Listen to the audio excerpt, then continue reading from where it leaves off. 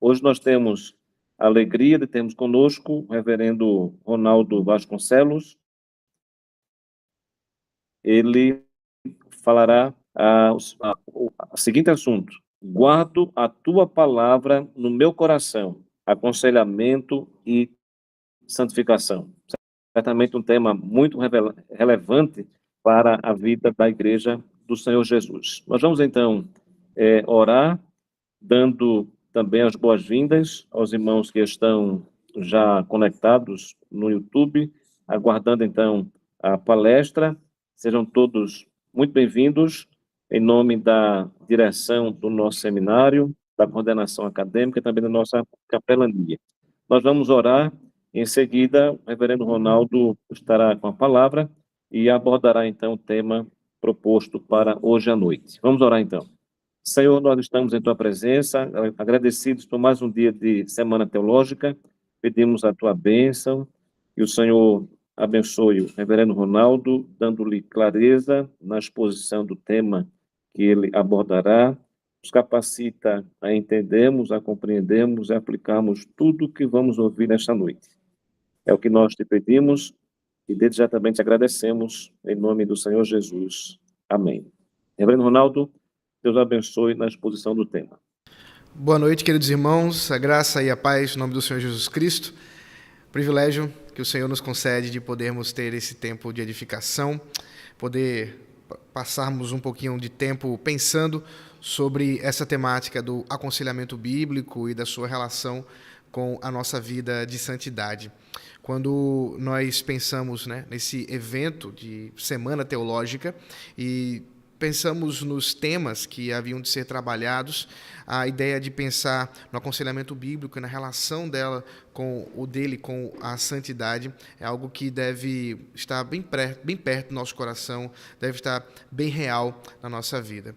Então eu quero convidar você a acompanhar comigo aqui, durante esse tempo de estudo, pensarmos sobre como podemos refletir essa realidade do aconselhamento bíblico, pensarmos como essas questões estão envolvidas não apenas em termos acadêmicos, mas também em termos práticos. É nesse sentido, portanto, que eu gostaria de começar lendo as Escrituras Sagradas, porque é daí que vamos extrair a sabedoria dessa noite, a partir aqui do Salmo 119, o verso 9 até o 16. O Salmo 119, o verso 9 ao 16, que diz assim: de que maneira poderá o jovem guardar puro o seu caminho, observando segundo a tua palavra? De todo o coração te busquei, não deixes que eu me desvie dos teus caminhos, dos teus mandamentos. Guardo a tua palavra no meu coração, para não pecar contra ti. Bendito és tu, Senhor, ensina-me os teus decretos. Com os lábios tenho narrado todos os juízos da tua boca. Mas me alegro com o caminho dos teus testemunhos do que com todas as riquezas. Meditarei nos teus preceitos e às tuas veredas terei respeito. Terei prazer nos teus decretos, não me esquecerei da tua palavra. Até aqui a palavra do Senhor. Vamos orar mais uma vez, entregando ao Senhor esse tempo de edificação.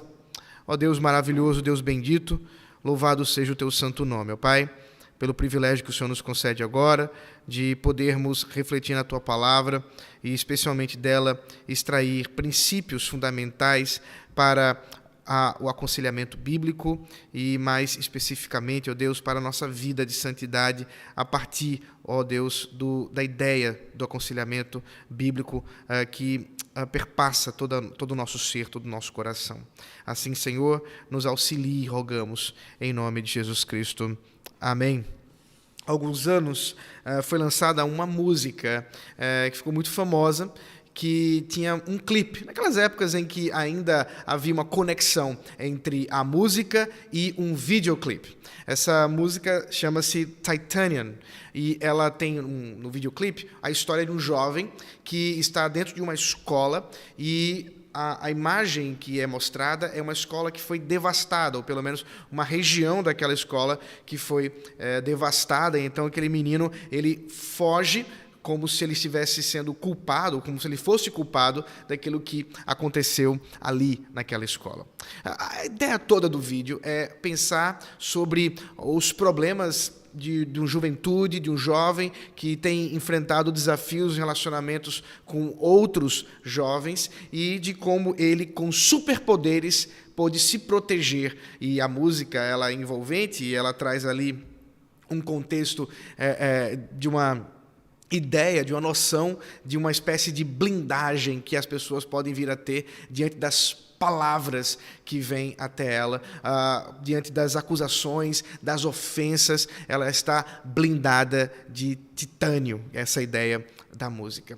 Quando a gente pensa, portanto, em uma blindagem no coração, alguma coisa que nós possamos ter como uma proteção para a vida, certamente não é bem isso que nós estamos imaginando, ainda que na ideia da alegoria desse videoclipe possa parecer que isso possa ser encontrado de forma natural. Esse salmo que nós acabamos de ler, ele é um salmo daqueles que são tão fundamentais para a vida cristã, porque reflete a respeito da importância da palavra de Deus, dos fundamentos do que é a palavra de Deus e de como, portanto, a partir desse amor, desse relacionamento que eu tenho com a palavra de Deus, eu posso vivê-la e eu posso realmente viver. A ideia é que é a palavra de Deus quem vai me proteger, quem vai blindar o meu coração. Claro, não apenas as externas, mas de algo pior do que as ofensas externas,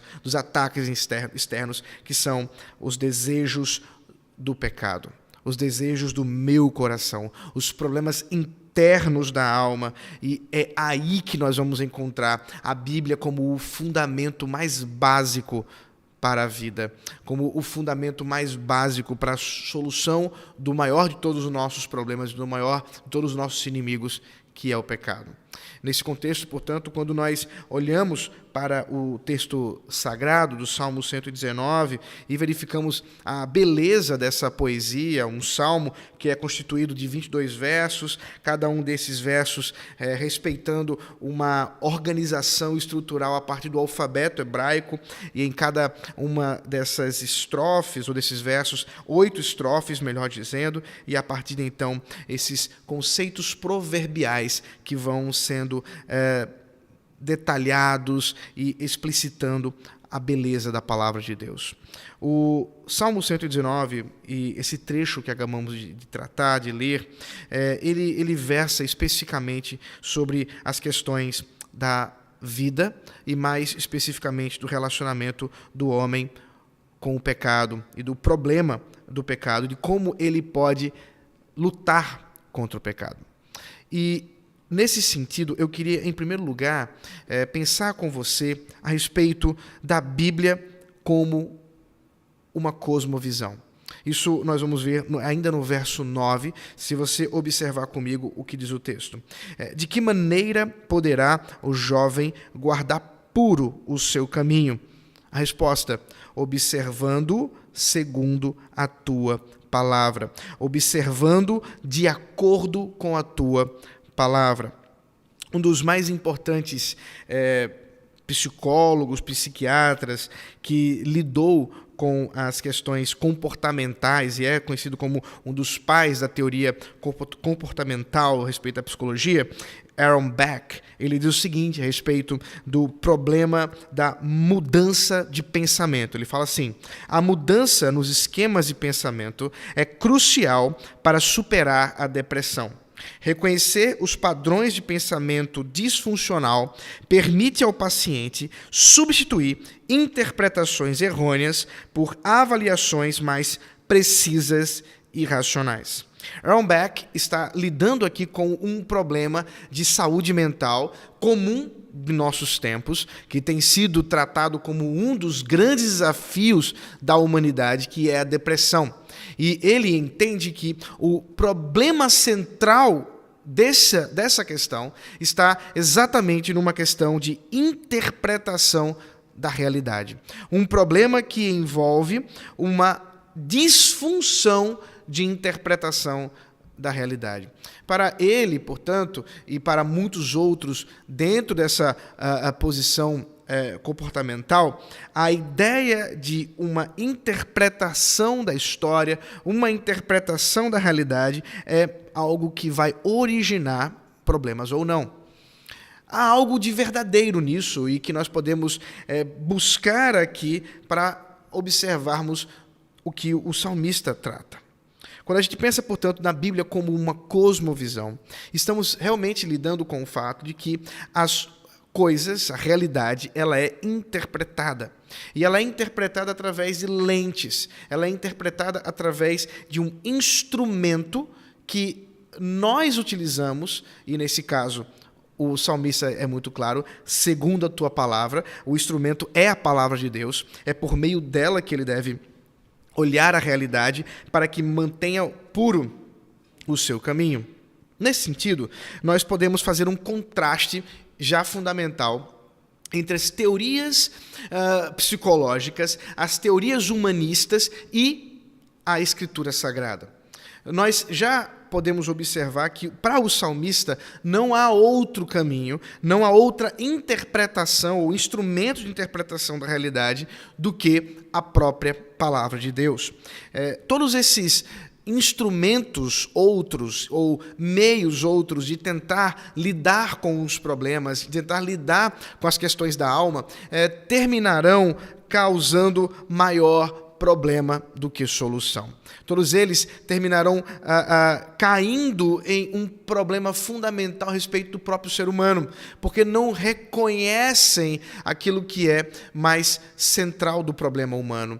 Porque uma vez que são fundamentados numa visão secular e humanista a respeito do ser humano, buscam, assim, uma espécie de superação de si mesmo. Por isso, portanto, quando Beck fala que é necessário reinterpretar por si mesmo, reavaliar a interpretação, ele está de fato tentando ver como que o homem podendo sair do buraco puxando os seus próprios cabelos. Contudo, o salmista considera algo diferente. O salmista considera a importância da palavra de Deus. O salmista considera a importância de ver e considerar a palavra final a respeito de nós mesmos, que é a palavra de Deus. Assim, podemos observar que, de fato, nossas ideias, elas partem de algum lugar e vão para algum lugar. Essa noção de ideias que partem e vão para algum lugar é exatamente aquilo que devemos considerar quando pensamos na palavra de Deus. Porque, na verdade, a palavra de Deus nada mais é do que a interpretação do próprio Deus a respeito da realidade. Sendo Deus não apenas o Criador, mas o intérprete da realidade, quando o salmista observa que, segundo a palavra de Deus, há um meio pelo qual nós devemos enxergar este mundo, ele está dizendo que a palavra de Deus é superior a qualquer outra coisa. É nesse sentido, por exemplo, que muitas vezes nós não estamos adaptados a observar que o Dr. John Frame diz: os cristãos às vezes dizem que a Escritura é suficiente para a religião, ou para a pregação, ou para a teologia, mas não para consertos de automóveis, encanamento, criação de animais, odontologia. E, é claro, muitos argumentam que ela não é suficiente para a ciência, filosofia ou até mesmo para a ética. Isso é perder o ponto mais importante. Certamente, a Escritura contém mais informações específicas, relevantes para a teologia do que para a odontologia, mas o suficiente, no contexto atual, não é suficiência de informações específicas. Há suficiência das palavras divinas. A Escritura contém palavras divinas suficientes para toda a vida. Ela tem todas as palavras divinas que o encanador precisa e todas as palavras divinas que o teólogo precisa. Portanto, é tão suficiente para o encanamento quanto para a teologia. E nesse sentido, também é suficiente para a ciência e para a ética. O que Frame aqui nos mostra, nos chama a atenção, é que há uma certa tolice quando nós pensamos que a Bíblia ela perde a sua suficiência em questões práticas do mundo contemporâneo, lidando com questões as quais não necessariamente estavam no contexto dos escritores das Escrituras Sagradas. O engano está, na verdade, em considerar que a Bíblia não detenha princípios fundamentais para toda a vida. E é exatamente nesse sentido que nós, enquanto conselheiros bíblicos, enquanto pessoas que estão fincadas na palavra de Deus, podemos, por outro lado, dizer que sim, os princípios basilares das Escrituras Sagradas fundamentam uma visão integral, exaustiva e completa do ser humano, a ponto de podermos nos bastar nela, a partir desses princípios, para todas as coisas. Contudo, como ele já asseverou, isso não significa, claro, que nós tenhamos, a partir da Bíblia, uma espécie de manual do que fazer um encanador, de um manual do que faz um químico ou coisa do tipo. Mas ali estão os princípios fundamentais para o desenvolvimento de uma boa química e até mesmo da troca de um encanamento. O ponto aqui é que os princípios de segundo a tua palavra direcionam o nosso coração e blindam a nossa alma, não apenas com as batalhas mais voltadas para as questões de ordem teológica e doutrinária, mas com toda a vida. Porque a vida humana, ela é muito mais complexa do que apenas as questões de ordem doutrinária, as questões daquilo que geralmente é chamado de espiritual religioso. Esse tipo de partição da vida recai num problema fundamental sobre nós mesmos. É que nós lidamos a todo momento com questões, com problemas que correspondem ao todo do nosso ser e não apenas à parte dele. Por isso, quando entendemos que a palavra de Deus é suficiente para o aconselhamento, e mais aqui especificamente, suficiente para os cuidados mais profundos da alma, o que nós estamos dizendo é que ela de fato tem algo importante e essencial para dizer a respeito de nós mesmos. Não negamos, é claro, que haja importância por parte das ciências, por parte da pesquisa humana, mas não podemos negligenciar o fato de que a palavra de Deus é o princípio fundamental. É nesse sentido, portanto, que somos chamados a nos submeter a essa palavra. Veja o verso 10 e o 11. De todo o coração te busquei, não deixes que eu me desvie dos teus mandamentos. Guardo a tua palavra no meu coração, para não pecar contra ti. O salmista mostra que há nele um desejo por buscar de todo o seu coração a Deus. Um desejo, portanto, de confiar em Deus. Um desejo, portanto, de se submeter àquilo que ele diz. É claro que esse desejo está vinculado a uma operação especial do próprio Espírito Santo de Deus. Nesse sentido, portanto, Deus que cuida da nossa alma, cuida pela sua palavra, porque é ela quem fala àquele que está aflito, refrigerando a sua alma, trazendo alívio. O Deus, portanto, também que faz a restauração da alma, dirige a nossa vida para, pela sua palavra, vivermos uma vida santa. O chamado para palavra e ato, um chamado para palavra e ação. Guardo tua palavra no meu coração para não pecar contra ti. Aqui a ideia é que o salmista tem buscado guardar no mais profundo do ser aquilo que é mais valioso para a sua vida. A ideia de guardar aqui envolve a ideia de guardar um tesouro, guardando aquilo que é de grande valor, escondendo dentro de si, para que nada à sua volta possa tentar roubar-lhe a palavra. A ideia é que, uma vez que eu guardo a palavra de Deus em meu coração, Nos momentos em que a aflição me rouba a alegria, nos momentos em que a aflição me rouba o ânimo da vida, eu encontrarei no tesouro escondido da minha alma a palavra do Senhor. Eu encontrarei no tesouro escondido da minha alma o encorajamento necessário. É ela, a palavra, quem direcionará o meu coração. É nela que eu encontrarei as pistas para a paz. Não há outro meio de blindar a alma de titânio senão pela palavra de Deus. Por isso o salmista diz que por causa da palavra de Deus é Ele, o Espírito Santo, quem nos fará não desviar dos seus próprios mandamentos. Nós precisamos entender que os nossos pecados, eles não surgem do nada. Antes, eles são direcionados por meio de tentações profundas do nosso próprio coração. Tiago, por exemplo, diz no capítulo 1, versículo 13 ao 15, do problema ali da tentação e de como ela vai surgir na nossa vida, nos levando ao pecado.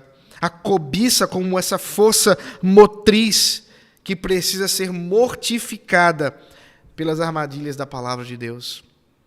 Ao mesmo tempo, portanto, eu devo considerar esse fortalecimento do pensamento bíblico, um pensamento voltado e fundamentado na palavra de Deus.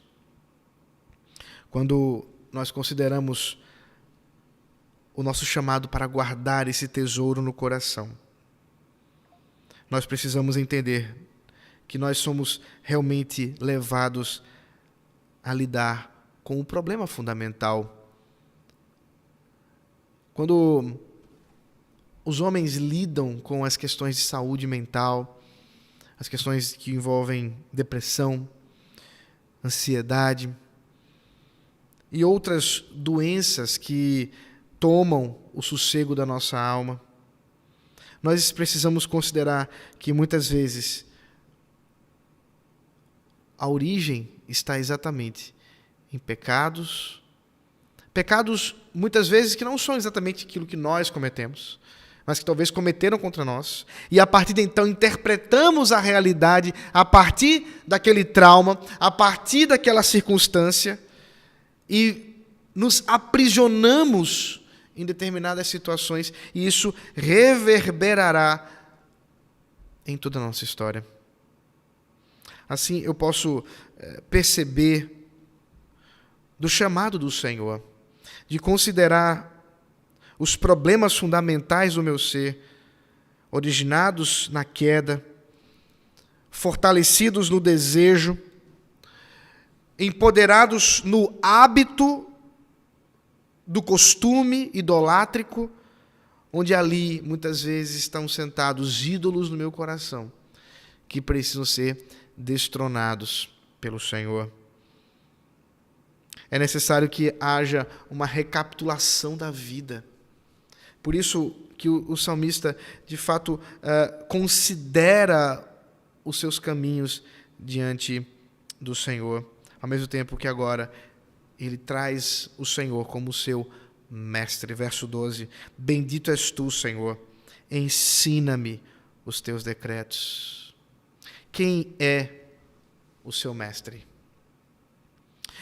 A Bíblia diz que o Senhor é o nosso professor, o Espírito Santo é aquele que nos ensina e nos faz lembrar de tudo o que o Senhor Jesus Cristo ensinou. Assim, podemos ver uma relação direta entre a palavra inspirada e a palavra compreendida. Esta palavra de Deus, a qual o salmista se volta chamando dos decretos do Senhor, é aquilo qual ele se alimenta, não apenas intelectualmente, mas compreendendo os fundamentos da sua vida. Deus é um bendito professor, um professor que nos ensina de forma particular e pública, particularmente quando nós recebemos as instruções da palavra na leitura das Escrituras, enquanto estamos nos voltando para esse meio de graça, ainda que publicamente também, quando reunidos com o povo de Deus, ouvimos do ensino do Senhor na exposição das Escrituras. Por isso, a importância desse hábito fundamental de ler a Bíblia, de estudá-la com afinco. Bendito és tu, Senhor, ensina-me os teus decretos. Ele se volta para o ensino daquilo que vem do Senhor. Assim ele continua dizendo dos reflexos que vêm do coração para os seus lábios. Ele diz: com os lábios tenho narrado todos os juízos da tua boca. Todos os juízos da tua boca. A importância, portanto, de não apenas reconhecer a palavra de Deus, mas também de anunciá-la. Não apenas de conhecer a verdade, mas de tê-la em seus lábios. É natural que quando você tenha por hábito, se encha do hábito da leitura da palavra de Deus, os seus lábios estarão cheios da palavra do Senhor. Quando as situações adversas vierem, é a palavra de Deus quem estará no seu lábio. E assim você terá alívio. O conhecimento, portanto, que parte do coração se externaliza na proclamação, perceba. Na proclamação que envolve adoração e reconhecimento, apontando a glória de Deus e reconhecendo a majestade do Senhor, se curvando diante dele. Ao mesmo tempo também a ideia de proclamação no sentido de evangelização, de anúncio de Cristo. Por isso ele pode ter a certeza que aquilo que os seus lábios narram vem do próprio Senhor. Consequentemente, ele recebe do Senhor essa alegria da própria lei do Senhor, da própria palavra do Senhor. Veja o verso 14. Mais me alegro com o caminho dos teus testemunhos do que com todas as riquezas. A verdadeira alegria que vem do amor à palavra de Deus. A ideia da palavra de Deus como uma âncora para a alma, porque ela tem valor inestimável. Ela tem um valor que excede todos os prazeres da vida, que excede todos os tesouros da vida.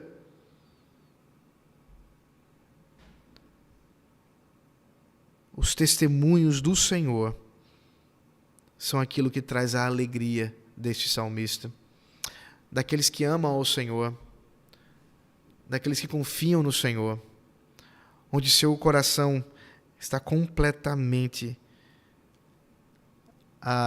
derramado diante do Senhor. O salmista, portanto, pode reconhecer que essa alegria que vem da palavra de Deus é aquilo que vai lhe contagiar em todo o seu ser. Não há aqui qualquer ideia de uma espécie de alegria tola ou alegria em vão, a ideia de uma mera mecanicidade para tentar encontrar alguma espécie de felicidade tola. Não, é alegria verdadeira e genuína que nada nesse mundo pode comprar. A alegria verdadeira e genuína que não pode ser achada no supermercado. Ela vem da graça do Senhor. Ela vem do próprio Senhor. Por isso, o salmista pode continuar dentro dessa convicção, considerando o seu chamado para o estudo e meditação na palavra de Deus. Um estudo contínuo com atenção. Verso 15. Meditarei nos teus preceitos e às tuas veredas terei respeito. Uma vez que ele tem o seu coração, ou no seu coração, a palavra de Deus ali guardada, também esse processo de ruminação, esse processo de meditação, de estudo, de atenção redobrada na palavra do Senhor, considerando, portanto, Deus, a voz de Deus, superior a qualquer outra coisa, inclusive do que as vozes da nossa cabeça, os desejos da nossa cabeça, as vontades da nossa cabeça, os desejos do nosso coração. Antes, a voz do Senhor está acima.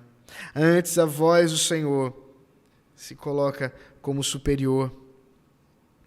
O salmista pode considerar desta verdade tão genuína e tão maravilhosa e terminar no verso 16, considerando o prazer que há na palavra. Verso 16: terei prazer nos teus decretos, não me esquecerei da tua palavra. O prazer da palavra nos traz mudança, nos traz transformação, porque a palavra de Deus muda os nossos prazeres e as nossas emoções, muda o nosso paladar a respeito da vida. Uma vez que eu tenho prazer nos decretos do Senhor, na lei do Senhor, eu posso olhar para a vida de modo diferente. Meus irmãos, nem sempre nós temos um paladar devidamente aguçado.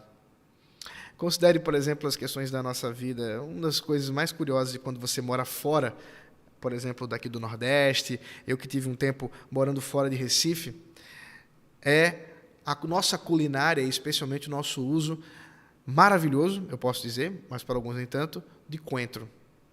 Alguns dizem que coentro é um tipo de condimento que ou você ama ou você odeia. Isso está intimamente relacionado ao seu hábito cultural.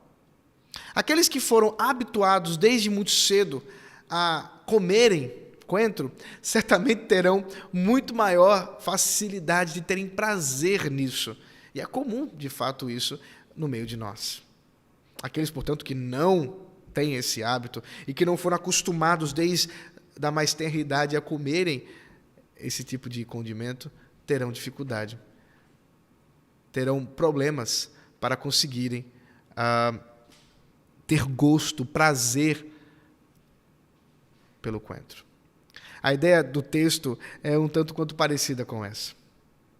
Se eu não medito nos preceitos do Senhor, eu não tenho prazer nele. Se eu não me habituo a buscar a palavra de Deus como alegria ao meu ser, como refrigério da minha alma, como alimento e sustento da minha vida, dificilmente eu adquirirei prazer nisso. Dificilmente eu terei um paladar apurado o suficiente para ter prazer nos decretos do Senhor. Assim é necessário que nós nos voltemos para essa mudança da dieta. Uma dieta rica na palavra de Deus. É uma dieta que sustenta o nosso ser, que sustenta a nossa alma. Amados, problemas os mais variados podem surgir na nossa história. Quando nós pensamos no uso do aconselhamento para lidar com os problemas da alma, o que nós estamos considerando não é uma mera pílula que possa ser oferecida e administrada a quem está sofrendo para que não tenha mais dor. Não é uma solução temporária. Não é apenas uma conversinha que você vai ter com alguém. A ideia, contudo, é que uma vez que eu tenho a palavra de Deus no meu coração, e aí quando eu administro isso ao meu irmão, encorajando-o também a ter a palavra de Deus guardada no coração, eu estou lhe dando um motivo, eu estou lhe dando um caminho, eu estou lhe dando algo com o qual ele possa se firmar nos dias de luta e dor, nos dias de dificuldades, nos dias em que as coisas não estão indo bem. Assim somos chamados a considerar a palavra de Deus. Assim nós somos chamados a considerar o chamado do Senhor. Quais são, portanto, os poderes daqueles que amam a palavra de Deus? Quais são? Eles têm visão de raio-x. Porque há algumas perguntas fundamentais que precisamos lidar quando estamos lidando com aconselhamento. Aquilo que é chamado de perguntas raio-x. O que amamos e o que odiamos? É necessário que nos perguntemos sobre isso a partir da palavra de Deus, segundo a palavra de Deus. O que desejamos de forma última? O que procuramos naquilo que desejamos? Onde está a nossa esperança? Quais nossos medos? Quais os planos? Quais as estratégias? Aqueles que têm a palavra de Deus como instrumento para o cuidado da alma também têm resistência ao fogo. Porque uma vez que a palavra de Deus blinda o seu coração, eles lidam com as provas da vida, mas estão ali, alicerçados naquilo que lhes dá proteção. Eles também têm uma capacidade de metamorfose, são metamorfos. Não porque possam se transformar em qualquer outra coisa, mas porque estão se conformando à semelhança de Cristo, sendo moldados pela palavra de Deus, tendo a sua personalidade centrada em Cristo. Às vezes é dito que no aconselhamento bíblico há uma solução muito simplória a um problema dito ser muito simplório. Parece que todas as vezes que um conselheiro vai lidar com problemas de um casal, vai lidar com problemas de um jovem, vai lidar com questões de saúde mental, sempre, no final das contas, ele está procurando por pecado. E parece que essa visão é muito simplória a respeito do ser humano. Porque nós somos mais complexos do que apenas uma questão de mera relação com o pecado. Há algo de verdade nisso. Contudo, essa não é a visão adequada do que é o verdadeiro aconselhamento bíblico. Porque o aconselhamento bíblico, ele não lida de forma alguma, de forma simplória com o ser humano.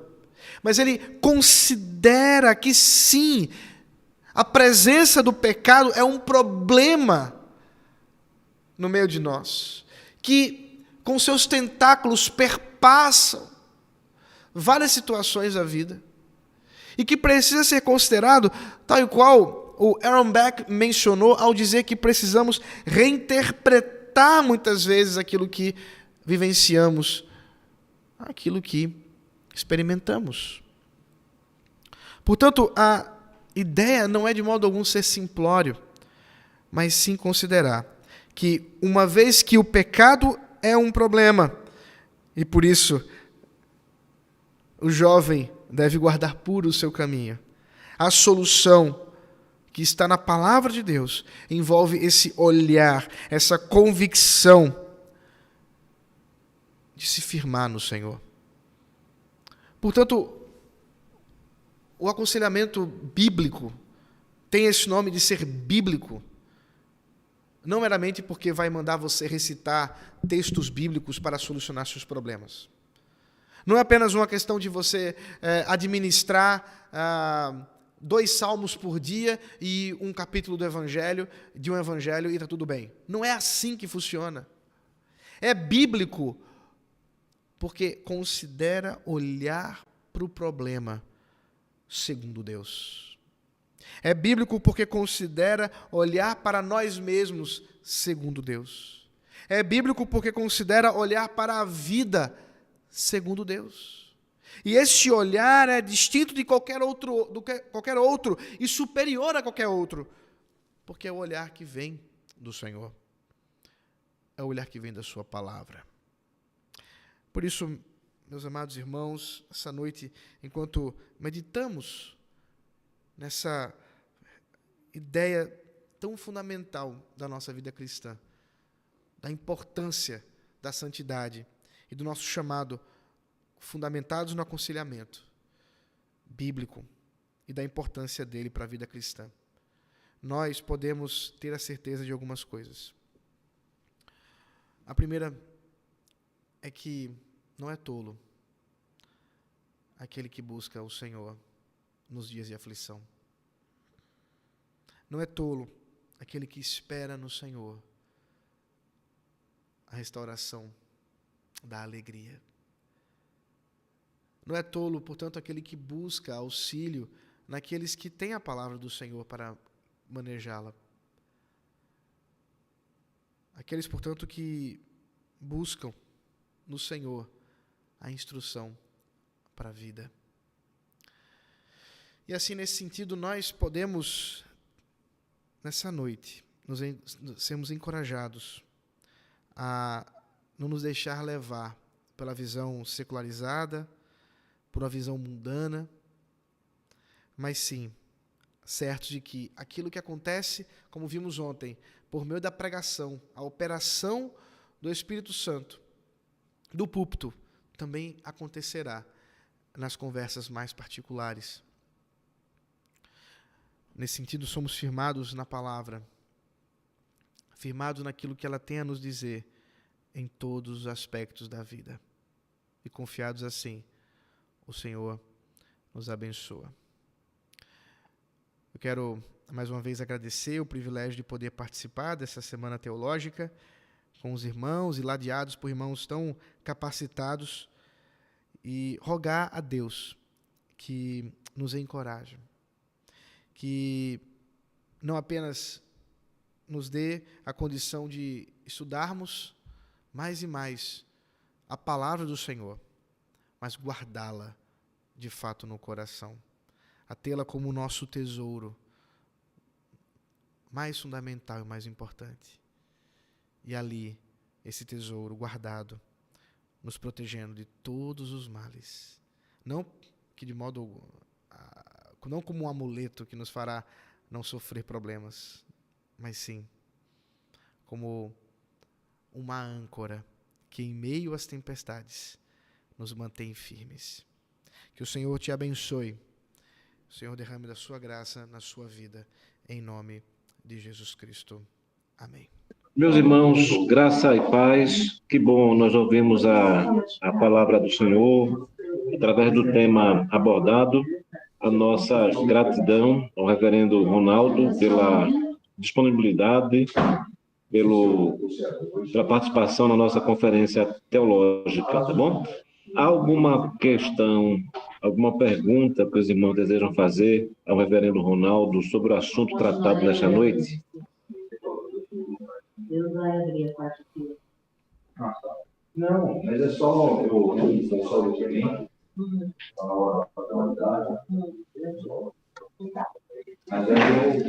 Deixa só eu ver aqui no chat se tem alguma pergunta.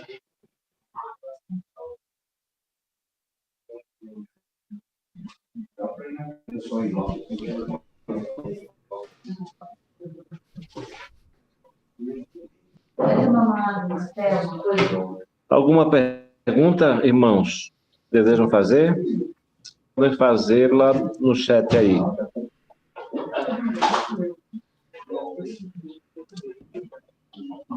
Acho que nós estamos com um problema no som, né?